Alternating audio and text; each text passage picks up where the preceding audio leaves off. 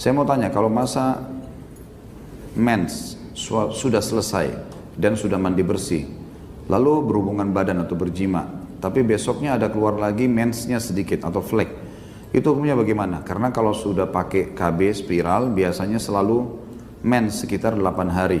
Tapi kalau hari ke-9 sudah bersih, total pas habis junub, besoknya sudah keluar lagi fleknya. Mohon penjelasan. Sebenarnya ini harus dikomunikasikan sama dokter dulu. Apakah flek yang keluar itu masih bagian daripada darah nifas, darah haid?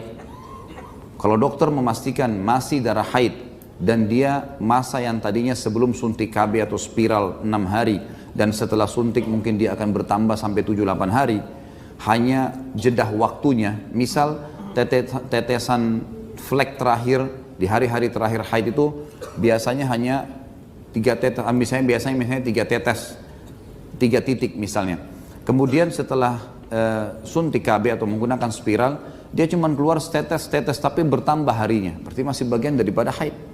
Dan ini dokter yang tahu, tidak ditanyakan kepada para ulama tentang masalah seperti ini atau para dai, karena memang mereka lebih tahu tentang sisi medisnya, apakah itu darah haid atau bukan, gitu ya.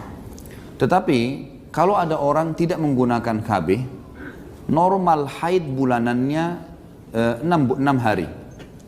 Kemudian berjalan waktu, mungkin setahun, 2 tahun setelah menikah, normal biasa 6 hari haid tiba-tiba menjadi 7 hari atau terjadi 8 hari. Maka hari ke-7 dan hari ke-8 dihitung dengan istihadhah, bukan haid lagi. Karena normalnya dia 6 hari. Istihadhah hukumnya boleh sholat. Tinggal pada saat keluar mandi, membersihkan lalu kemudian sholat. Boleh berpuasa karena dia hanya istihadhah. Istihadhah itu artinya menyerupai haid.